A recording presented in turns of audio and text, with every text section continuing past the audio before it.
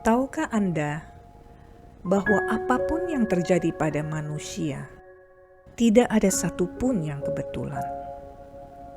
Tuhan sudah merancang semua kejadian di dalam hidup kita, di dalam waktunya Tuhan, atau yang biasa disebut kairosnya Tuhan. Pengkhotbah 9 ayat 11, lagi aku melihat di bawah matahari bahwa kemenangan perlombaan bukan untuk yang cepat, dan keunggulan perjuangan bukan untuk yang kuat, juga roti bukan untuk yang berhikmat, kekayaan bukan untuk yang cerdas, dan karunia bukan untuk yang cerdik cendekia, karena waktu dan nasib dialami mereka semua. Jadi, segala keberhasilan, kekuatan, keunggulan, dan lain sebagainya yang kita alami bukanlah terjadi karena gagah perkasa kita, tetapi itu karena waktunya Tuhan sudah datang pada kita. Waktu kita dengan waktunya Tuhan tidaklah sama. Tuhan adalah omnipresence, yang artinya Ia dapat hadir di mana saja. Tuhan dapat kembali ke masa lalu kita. Ia dapat menyembuhkan luka hati kita. Tuhan juga bisa ada di masa depan kita. Ia sudah menyiapkan semua yang terbaik untuk masa depan kita. Yeremia 29 ayat 11. Sebab aku ini mengetahui rancangan-rancangan apa yang ada padaku mengenai kamu. Demikianlah firman Tuhan, yaitu rancangan damai sejahtera dan bukan rancangan kecelakaan, untuk memberikan kepadamu hari depan yang penuh harapan. Lalu apakah yang akan terjadi jika kita berada di dalam waktunya Tuhan? Ada dua hal yang akan terjadi. Pertama, kita akan bertemu dengan kesempatan yang sudah disiapkan oleh Tuhan.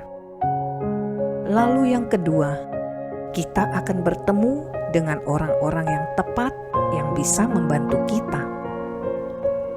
Lalu, apa yang harus kita lakukan sambil menunggu waktu Tuhan datang dalam hidup kita? Tugas kita adalah menyiapkan diri kita. Matius 25 ayat 1-13. Pada waktu itu, hal kerajaan surga seumpama 10 gadis yang mengambil pelitanya dan pergi menyongsong mempelai laki-laki. 5 di antaranya bodoh dan 5 bijaksana. Gadis-gadis yang bodoh itu membawa pelitanya, tetapi tidak membawa minyak. Sedangkan gadis-gadis yang bijaksana itu membawa pelitanya dan juga minyak di dalam buli-buli mereka. Tetapi karena mempelai itu lama tidak datang-datang juga, mengantuklah mereka semua, lalu tertidur. Waktu tengah malam, terdengarlah suara orang berseru, "Mempelai datang, songsonglah dia." Gadis-gadis itu pun bangun semuanya, lalu membereskan pelita mereka.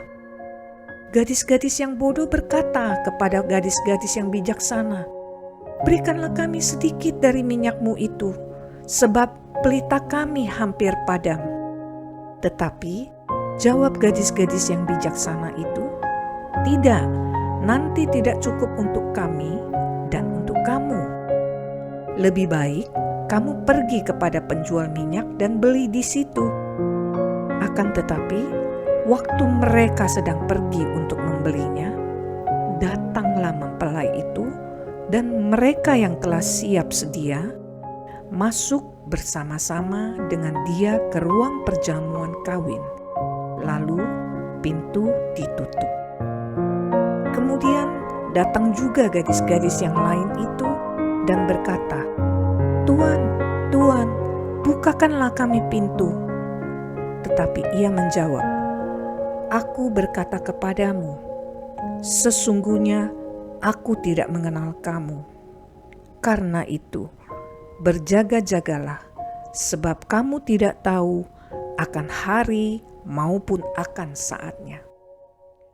Ayat ini mengajarkan kita untuk selalu bersiap-siap. Kita tidak pernah tahu kapan kesempatan atau waktu Tuhan akan datang pada kita.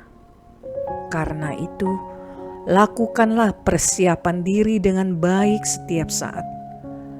Karena apabila kita melewati kesempatan dari Tuhan, seperti yang dilakukan oleh 5 orang gadis yang bodoh, maka kesempatan itu tidak akan kembali lagi. Menyiapkan diri berkaitan dengan ketaatan kita pada Tuhan. Apa yang Tuhan perintahkan, kita lakukan. Prinsipnya seperti ini. Persiapan datang dari ketaatan. Ketaatan sama dengan mengikuti instruksi Tuhan. Untuk mengikuti instruksinya Tuhan, kita harus peka untuk mendengarkan suara Tuhan. Agar kita peka mendengar suara Tuhan, kita harus dekat dengan Tuhan.